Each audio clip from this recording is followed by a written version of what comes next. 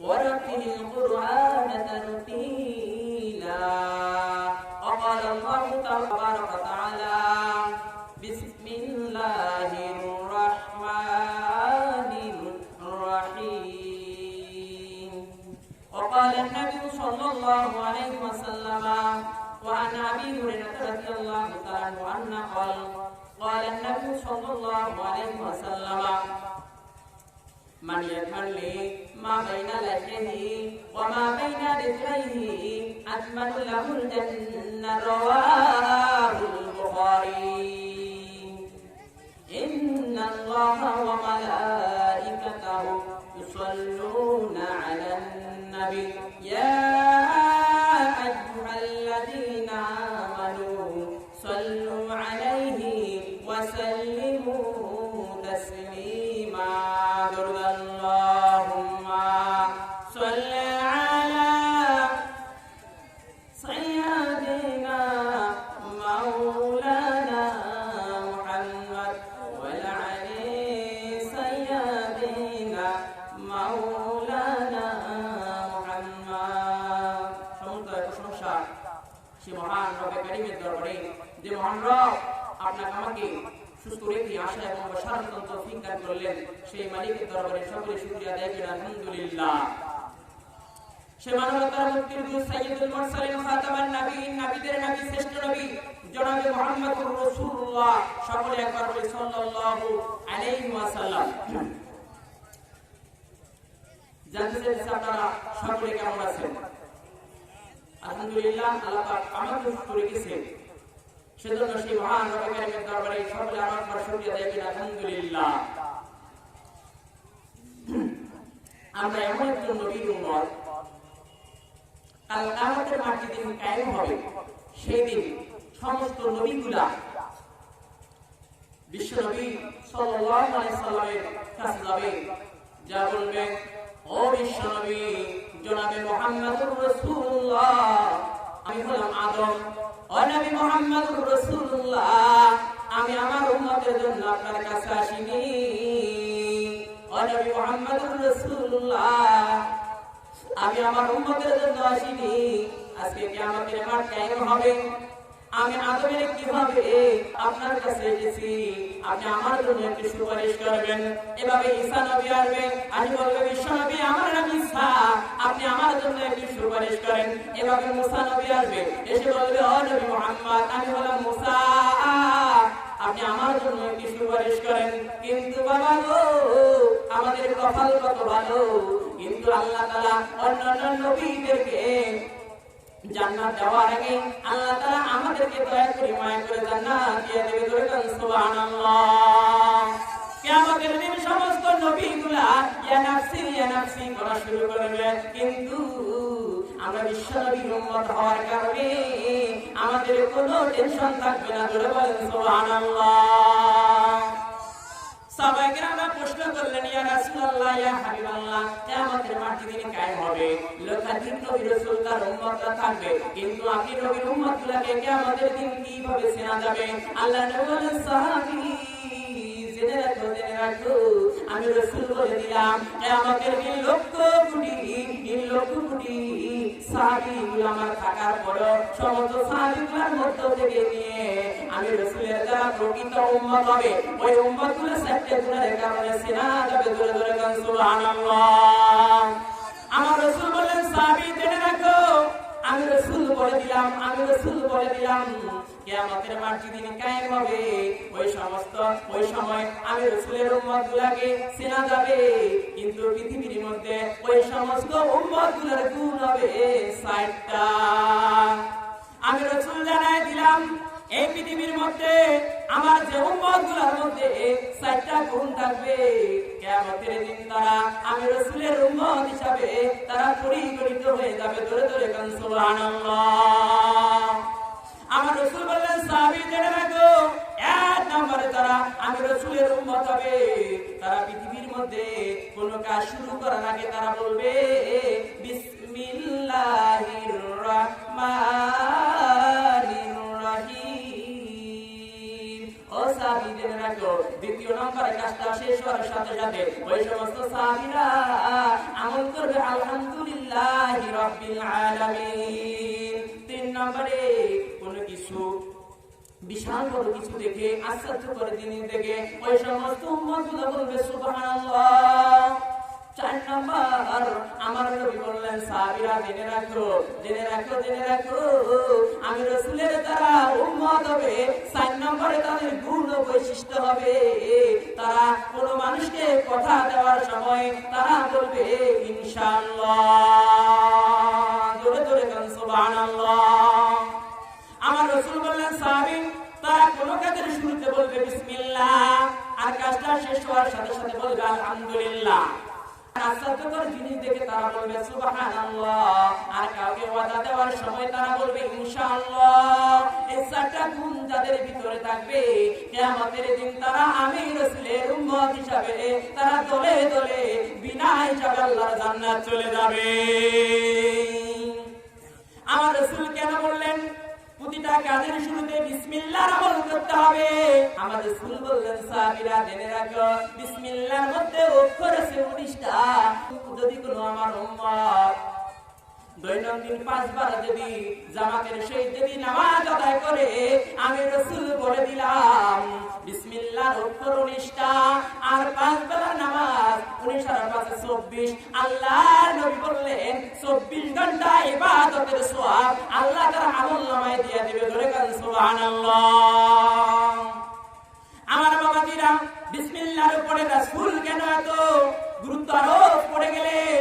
গভীর মনোযোগ দিয়ে শুনবেন। আল্লাহ রাসূল বললেন আমার যদি কোনো উম্মত বিসমিল্লাহ সহকারে যদি কোনো কাজ শুরু করে আল্লাহ রাব্বুল আলামিন ওই সমস্ত কাজের মধ্যে তার নিজ কুদরত দ্বারা বরকত দিয়ে দিবে। জোরে কান সুবহানাল্লাহ। রাসূল কারীম সাল্লাল্লাহু আলাইহি ওয়াসাল্লাম একদিন আম্মাজান হাফসার ঘরে প্রবেশ করলেন। দুপুরবেলা প্রবেশ করলেন।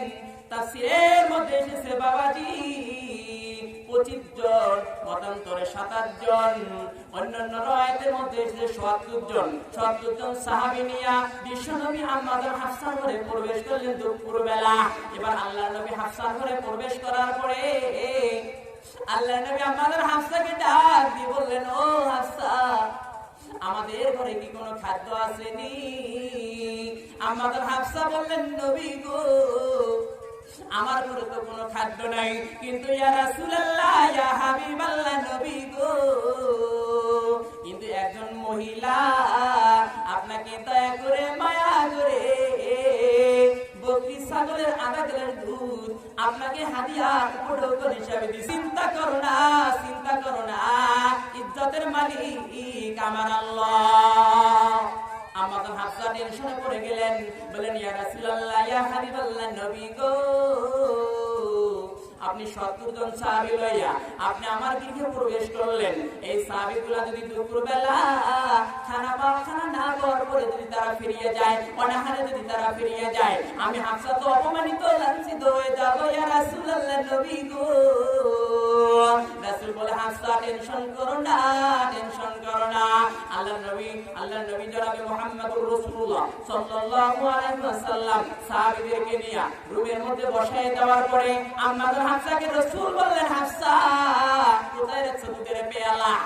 রাসূল বলার পরে আমাদের হাফসা ঘরের ভিতর থেকে দুধের পেয়ালা বিশ্ব নবীর হাতে তুলে দিলেন। জোরে জোরে কান সুবহানাল্লাহ। আল্লাহর নবী দুধের পেয়ালা পাওয়ার পরে বিশ্ব নবী জনাবে মুহাম্মদুর রাসূলুল্লাহ সাল্লাল্লাহু আলাইহি ওয়াসাল্লাম বিশ্ব নবী যখন দুধের পেয়ালা নিলেন, নেওয়ার সময় রহমতের নবী সঙ্গে সঙ্গে বলা শুরু করলেন বিসমিল্লাহির রহমানির রহিম।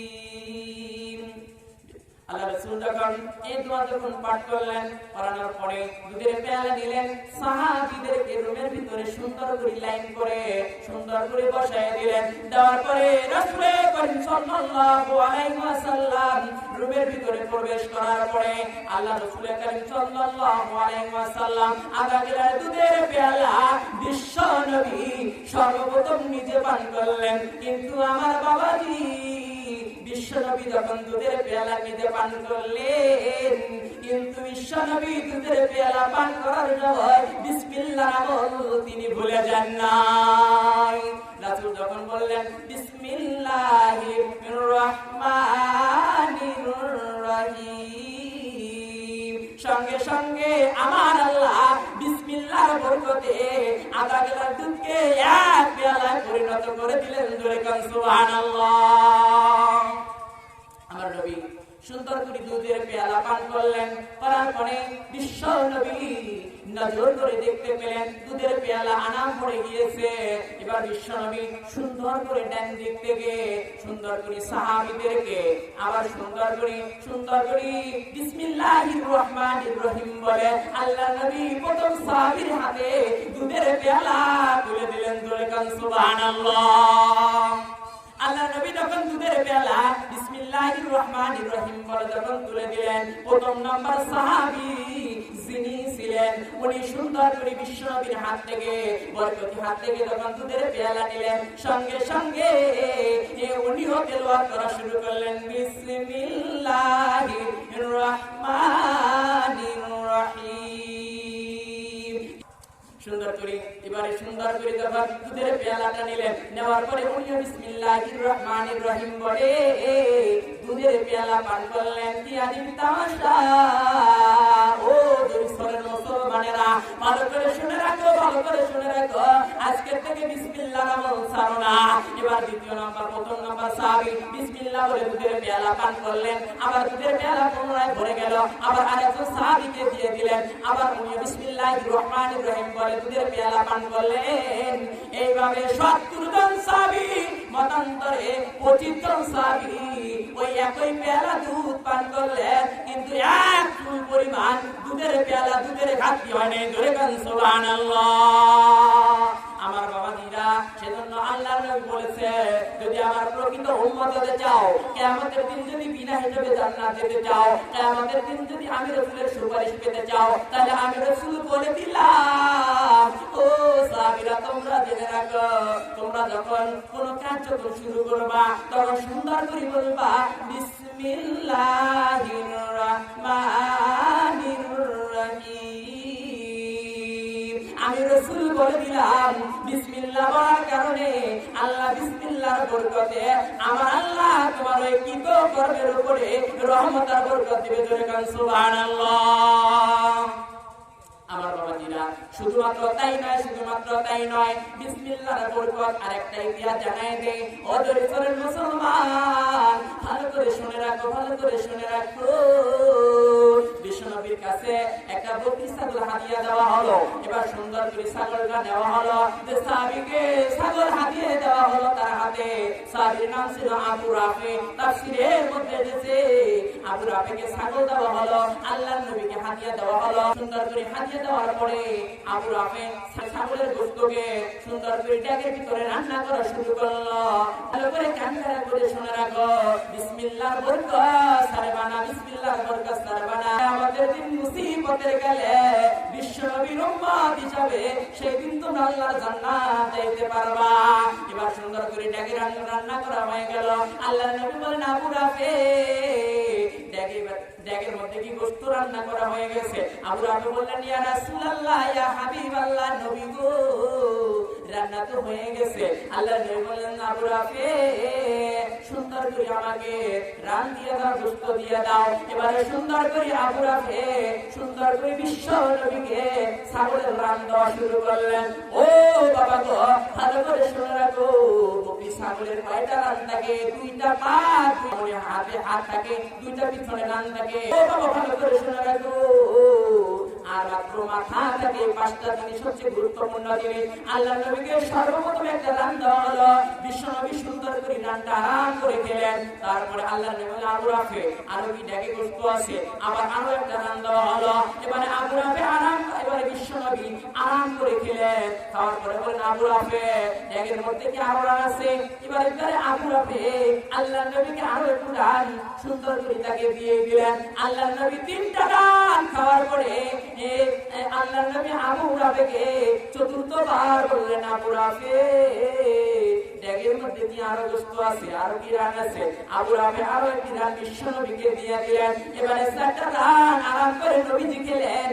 খাওয়ার পরে আল্লাহর নবী বলেন, আবু রাবে ড্যাগের মধ্যে কি আরো গোশত আছে, রান আছে? আরো সুন্দর করে এবারে মাথাটা উঠায় দিলেন। আল্লাহর নবী আরাম করে খেলেন। খাওয়ার পরে বিশ্ব নবী বললেন, ও আবু রাবে ড্যাগের মধ্যে কি আরো রান আছে? আবু রাবে বলছে, ইয়া রাসূলুল্লাহ, ইয়া হাবিবাল্লাহ, ও নবী গো ড্যাগের মধ্যে তো আর কোনো রান নাই। আপনি কি জানেননি বকরি ছাগলের 2টা পা 2টা রান আর মাথা ছাড়া কিছুই থাকে না? আল্লাহর নবী বললেন, আবু রাবে আমি তোমার কাছে রান চেয়েছি, তুমি কেন বললা ড্যাগের ভিতরে রান নাই? আমি রাসূল বলে দিলাম, তুমি যদি বিসমিল্লাহির রহমানির রহিম বলে তুমি যদি ড্যাগের ভিতরে যদি হাতটা যদি তুমি বাড়িয়ে দিলে হয়, আল্লাহর উপরে তাওয়াক্কুল করে বিশ্বাস করে আল্লাহ তাআলা যতবারই তুমি বিসমিল্লাহ বলে ড্যাগের ভিতরে হাত দিলা হয়, আল্লাহ তাআলা ততবারই নতুন নতুন ধান ওই ড্যাগের মধ্যে তার পুত্র তারা দিয়া দিত। এজন্য বলি, ও যদি সোনার ভাইরা ভালো করে শুনে রাখো, কোন কাজের শুরুতে বলবা বিসমিল্লাহির রহমানির রহিম, কাজটা শেষ হওয়ার সাথে সাথে বলবা আলহামদুলিল্লাহি রাব্বিল আলামিন। আর আজকে যখন কোন জিনিস থেকে যখনই বলবা সুবহানাল্লাহ, আর কাউকে ওয়াদা যখন দিবা তখন বলবা ইনশাআল্লাহ। একটা আমল যদি কোন বিশ্বনবী কোন উম্মত যদি করে, আল্লাহর নবী বলছে কিয়ামতের দিন মুসিবতের কালে ওই সময় আমি নবীর উম্মত হিসাবে তারা পরিগণিত হবে। জোরে বলেন সুবহানাল্লাহ।